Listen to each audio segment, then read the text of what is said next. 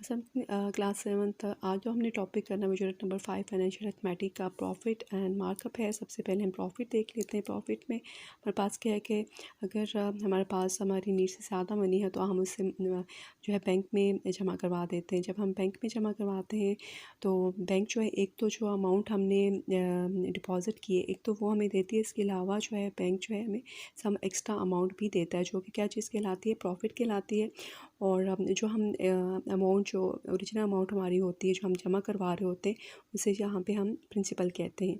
और total money जो हमें बैंक से मिलेगी वो हमें एक तो जो हमने डिपॉज़िट करवाई थी मनी वो जिसे हम प्रिंसिपल कह रहे हैं, और प्लस हमारे पास क्या आ जाएगा जो बैंक हमें सम एक्स्ट्रा अमाउंट जो पे कर रहा है जो प्रॉफिट कहलाता है, उन दोनों का सम आ जाएगा। अब प्रॉफिट जो है वो बैंक जो है वो ईयरली बेसिस के ऊपर भी देते हैं और हाफ़ ईयरली भी देते हैं, क्वार्टरली भी देते हैं, मंथली भी देते हैं और इवन डेली बेसिस के ऊपर भी बैंक जो है ये पे करते हैं हमें।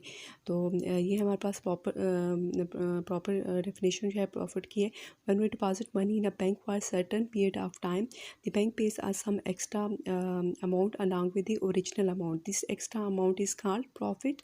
The original amount deposit in the bank is called principal. The total amount receive from the bank is called the amount, that is amount is equal to principal plus profit. तो अब इसमें प्रॉफिट में हमारे पास क्या है कि जो extra amount bank हमें पे कर रहा है ऑन द मनी डिपॉजिट वो प्रॉफिट कहलाती है, और इसके बाद जो हम मनी डिपॉजिट कर रहे हैं वो प्रिंसिपल कहलाता है। और टोटल अमाउंट जो हमें बैंक से मिलेगी वो प्रिंसिपल भी मिलेगा जो हमने डिपॉजिट करवाया, और नेक्स्ट जो है जो उन्होंने बैंक हमें जो एक्स्ट्रा अमाउंट पे करेगा वो भी आ जाएगा। तो टोटल अमाउंट जो बनेगी वो बनेगी हमारे पास प्रिंसिपल प्लस प्रॉफिट आ जाएगा। तो ये प्रॉपर डेफिनेशन हो गई प्रॉफिट की। नेक्स्ट हमारे पास जो है वो मार्कअप आ रहा है। मार्कअप जिस तरह अभी प्रॉफिट है सेम इसी तरह फार्मूलाज उनके इसी तरह बनते हैं, लेकिन मार्कअप में क्या है कि हमें अगर हमें कोई ज़्यादा अमाउंट चाहिए तो हम बैंक से लोन भी ले सकते हैं। अगर हम बैंक से लोन लेते हैं तो उसमें क्या है कि बैंक जो है वो एक्स्ट्रा मनी भी चार्ज करेगा। एक तो जो है जो मनी हमने उनसे बोरो की है वो, और दूसरा जो है वो बैंक चार्जेस भी इसमें होंगे जो कि क्या कहलाता है, ये जो एक्स्ट्रा अमाउंट बैंक चार्ज करेगा ये मार्कअप कहलाता है। अब जब हमें अमाउंट जो है बैंक को पे करनी पड़ेगी तो वो हमारे पास जो है वो ज़्यादा अमाउंट पे करनी पड़ेगी। एक जो हमने मनी जो है बोरो की है, नेक्स्ट जो एक्स्ट्रा मनी जो है वो जो मार्कअप हमारे पास है जो बैंक ने चार्ज किया वो चीज़ आ जाती है। तो मार्कअप की डेफिनेशन देख ली, when we borrow money from the bank charges some extra money for a certain period of time, this extra money is called the markup. The original amount given to the bank is calculated as amount is equal to principal plus markup.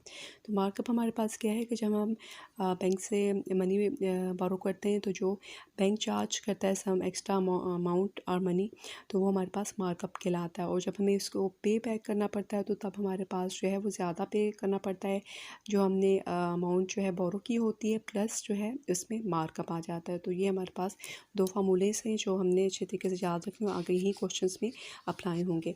Next जो है इसमें हमारे पास formula है जो है profit का भी और मार्कअप के, और सेम हमारे पास इसमें फार्मूलाज आते हैं दोनों के लिए।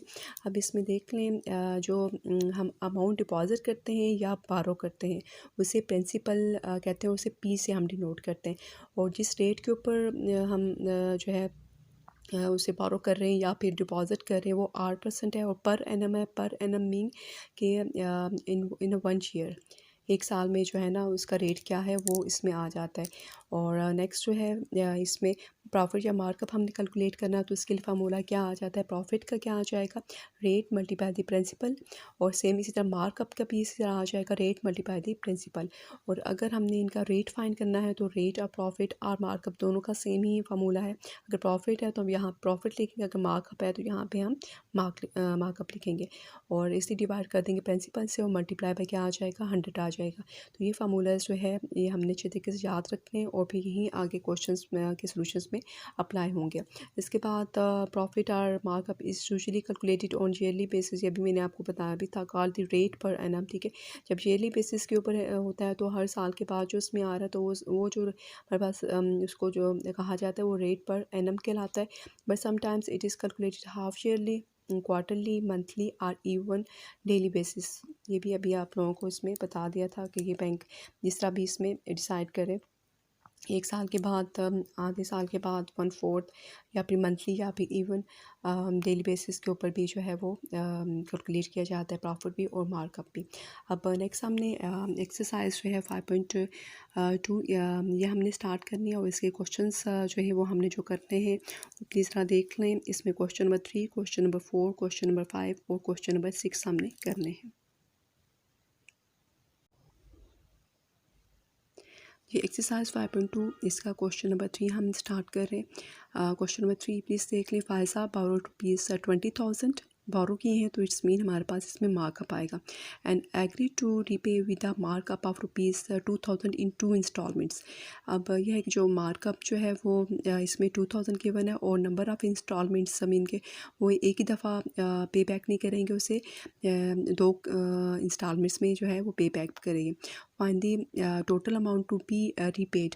अब जो टोटल अमाउंट जो उसने रीपे करनी है वो भी फाइंड करेंगे और and amount of each instalment, और जो 2 इंस्टॉलमेंट्स का इसमें आ रहा है तो हर इंस्टॉलमेंट में जो है इसका अमाउंट भी हमने फाइंड करना है। इसके सोल्यूशन आप देख लेते हैं। अभी जो मार्कअप के जो हमने फार्मूलाज लिखे थे वही इसमें अप्लाई होंगे। इसमें जो चीज़ गिवन है वो हमारे पास जो इसने बोरो की है इट्स मीन ये प्रिंसिपल अमाउंट हो जाएगी। ये हमारे पास मार्कअप आ जाएगा, नंबर ऑफ़ इंस्टॉलमेंट्स 2 आ जाएगा, टोटल अमाउंट फाइंड करनी है और amount of each instalment find करनी है। तो इसका सलूशन आप देख लेते हैं क्वेश्चन नंबर 3 का। जो जो चीज़ें हमारे पास यहाँ पे थी 1 बाय 1 हमने उसे सेपरेट करके लिख लिया। अमाउंट बोरोड जिसे हम अमाउंट बोरोड हो या अमाउंट डिपॉजिट, हम उसे प्रिंसिपल ही लिखेंगे हर क्वेश्चन में। तो यहाँ पे जो प्रिंसिपल है वो 20,000 आ गया। मार्कअप हमें गिवन है 2,000 और नंबर ऑफ़ इंस्टॉलमेंट्स जो है वो 2 आ जाती है। टोटल अमाउंट रिपेड वो हमने फाइंड करनी है और अमाउंट ऑफ ईच इंस्टॉलमेंट वो भी हमने फाइंड करनी है। तो फर्स्ट जो फार्मूला हम अप्लाई करेंगे वो हमारे पास है टोटल अमाउंट। टोटल अमाउंट जो होता है that is the sum of principal plus markup. Principal भी हमें क्वेश्चन में गिवन है 20,000 और मार्कअप भी हमें गिवन है 2,000। इन दोनों को ऐड कर लेंगे तो ये टोटल अमाउंट है जो रीपे करनी पड़ेगी। इसके बाद अमाउंट ऑफ ईच इंस्टॉलमेंट है, तो अब टोटल अमाउंट ही आ जाती है और 2 इंस्टॉलमेंट्स में हमने पे करनी है, तो it's mean total amount divide by number of instalments. तो 22,000 डिवाइड बाय 2 इसमें हमारे पास क्या आ जाता है 11,000। इसका आंसर आ जाता है कि हर इंस्टॉलमेंट में हमने 11,000 जो है वो पे करना है। तो ये हमारे पास क्वेश्चन नंबर 3 जो है इस फार्मूले से और इस फार्मूले से हो जाता है इसके दोनों पार्ट्स जो है।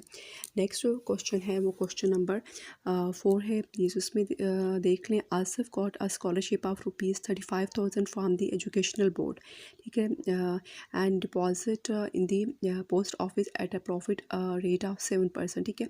इसमें हमारे पास जो इन्फॉर्मेशन है कि स्कॉलरशिप मिली है आसिफ को और वो जो स्कॉलरशिप मिली है वो 35,000 है, ठीक है। अब वो इसको बैंक में डिपॉजिट कर रहा है, पोस्ट ऑफिस में डिपॉजिट कर रहे हैं, सॉरी, ठीक है। और इसमें प्रॉफिट रेट जो आ रहा है वो क्या आ रहा है 7%। इस मीन ये जो अमाउंट डिपॉजिट कर रहा है ये प्रिंसिपल कहलाएगी। प्रॉफिट रेट जो है वो 7% आ रहा है। What is the amount of the profit got by him. अब हमने जो इसको प्रॉफिट मिलेगा वो हमने फाइंड करना है। तो इसमें भी फार्मूला हमारे पास प्रॉफिट वाला यूज़ होगा। अब इसके देख लें सोल्यूशन क्वेश्चन नंबर 4 का। प्रिंसिपल जो आ रहा है जो उसने अमाउंट डिपॉजिट करवाई थी 35,000, रेट ऑफ प्रॉफिट जो है 7% गिवन है। प्रॉफिट हमने फाइंड करना है यूजिंग फार्मूला। प्रॉफिट जो होता है rate multiply by principal. Rate हमारे पास 7% है और प्रिंसिपल जो है वो 35,000 आ रहा है, तो 7% परसेंट स्टैंड फॉर 1/100, तो 7/100 आ जाएगा मल्टीप्लाई बाय 35,000। नेक्स्ट हमने इसको कैंसिल करना है। ये 2 ज़ीरोज़ और ये 2 ज़ीरोज़ कैंसिल हो जाएंगे। 7 मल्टीप्लाई बाय 350 आ जाएगा। जब इसे मल्टीप्लाई करेंगे तो हमारे पास जो प्रॉफिट आ रहा है वो क्या आ रहा है 2,450। तो ये क्वेश्चन नंबर 3 और क्वेश्चन नंबर 4 जो है इस तरह इन फार्मूला से हो जाते हैं। नेक्स्ट क्वेश्चन हमने क्वेश्चन नंबर 5 करना है।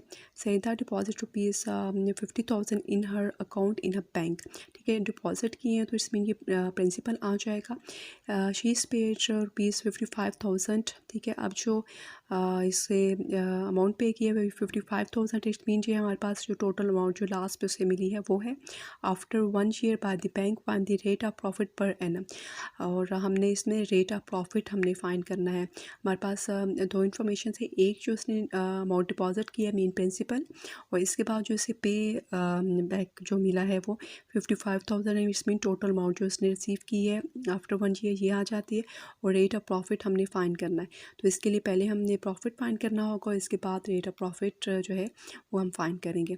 इसके लिए हम देख लें इसका सोल्यूशन। क्वेश्चन नंबर 5 जो है इसमें जो अमाउंट जो है उसने डिपॉज़िट की थी, प्रिंसिपल जो है वो 50,000 आ गया, जो से अमाउंट रिसीव की वो 55,000 आ रहा है। Rate of profit per annum find करना है।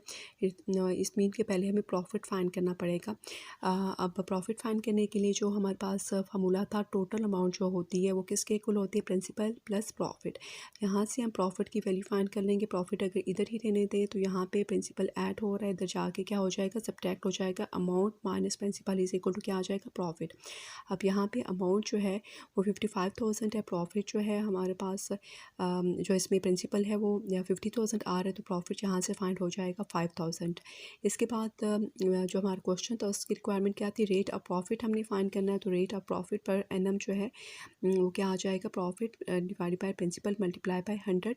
इसकी वैल्यू प्रॉफिट की 5,000 है, प्रिंसिपल की 50,000 आ रहे हैं, मल्टीप्लाई बाय 100। और इसके बाद आप इसको कैंसिल कर लेंगे। इसमें देख लें सिंपल कैंसिलेशन आ जाती है, यहाँ पे 3 ज़ीरोज़ और ये 3 ज़ीरोज़ कैंसिल हो जाएंगे, 5/50 रह जाता है। इसके बाद जो है इसे 5 की टेबल से हमने कैंसिल, 5 1 ज़ार एंड 5 10 ज़ार 50 और 10 और 100 जो है वो ये 10 की टेबल से कैंसिल हो गया। इसके बाद ये हमारे पास क्या आ जाता है, 10% आ जाता है। Rate of profit per annum क्या आ जाएगा हमारे पास यहाँ पे, 10%। तो ये हमारे पास क्वेश्चन नंबर 5 का सोल्यूशन हो जाता है। तो इसमें ये दोनों जो है फार्मूलाज हमने अप्लाई करने हैं। नेक्स्ट क्वेश्चन नंबर 6 देख लें। इसमें आ रहा है mister Shaheen bought a motorbike through a bank. The original price of the motorbike was rupees 65,000 while he paid rupees 71,825 to the bank. Find the markup and the rate of the markup. ठीक है, अब उसने जो है bank से motorbike लिया है और उसकी जो मोटरबाइक की ओरिजिनल जो है प्राइस वो 65,000 थी, लेकिन जो उसने पे किया है बैंक को वो 71,825 इसमें आ रहा है। और इसमें हमने मार्कअप भी फाइंड करना है और रेट ऑफ मार्कअप भी फाइंड करना है। तो अभी वही फार्मूला जो अभी हमने क्वेश्चन नंबर 5 में प्रॉफिट के लिए किए थे, सेम वैसे ही हमने क्वेश्चन नंबर 6 में मार्कअप के लिए करना है। अब क्वेश्चन नंबर 6 का सोल्यूशन देख लें। प्रिंसिपल इनके जो उसके original price of motor bike थी वो 65,000 थी और जो अमाउंट उसने पे किए बैंक को वो 71,825 आ रही है। मार्कअप और रेट ऑफ मार्कअप फाइंड करना है। मार्कअप अगैन उसी फार्मूले से आ जाएगा कि अमाउंट जो होता है that is the sum of principal plus markup. Markup find करना चाह रहे तो हमारे पास ये प्लस यहाँ पे प्रिंसिपल हो रहा है, उधर जाके क्या हो जाएगा, माइनस हो जाएगा। तो अमाउंट माइनस प्रिंसिपल, अमाउंट जो है 71,825 आ रही है, प्रिंसिपल 65,000 माइनस करने के बाद 6,825 आ जाता है। Next rate of markup find करना चाह रहे हैं तो उसके लिए फार्मूला है markup divided by principal multiply by 100। Markup अभी हमने फाइंड किया है 6,825 और इसके बाद डिवाइडेड बाय प्रिंसिपल अमाउंट हमारे पास 65,000 है, मल्टीप्लाई बाय 100 आ जाएगा। अब इसके बाद कैंसिलेशन करनी है, ये ज़ीरोज़ और ये ज़ीरोज़ टू कैंसिल हो जाएंगे। 6/5 डिवाइड बाय 650 आ जाता है। अब इसे हमने कैंसिल करना है।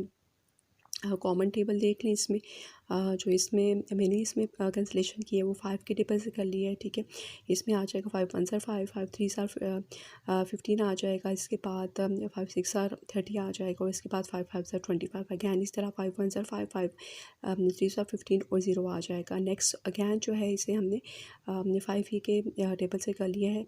5 2 ज़ार 10 आ जाएगा, 5 7 ज़ार 35 एंड 5 3 ज़ार 15 एंड अगैन इसमें भी 5 के टेबल से 5 2 ज़ार 10 एंड 5 6 ज़ार 30 आ जाता है। 273 डिवाइडेड बाई 26 आता है। अब इससे यहाँ नेक्स्ट किसी भी कॉमन टेबल से ये कैंसिल नहीं होते तो हमें इसको डिवाइड करना पड़ेगा। जब हम इसे डिवाइड करते हैं तो इसका आंसर जो है वो 10.5 आता है। तो रेट ऑफ मार्कअप जो हमारे पास आ रहा है वो क्या आ रहा है, 10.5 आ रहा है।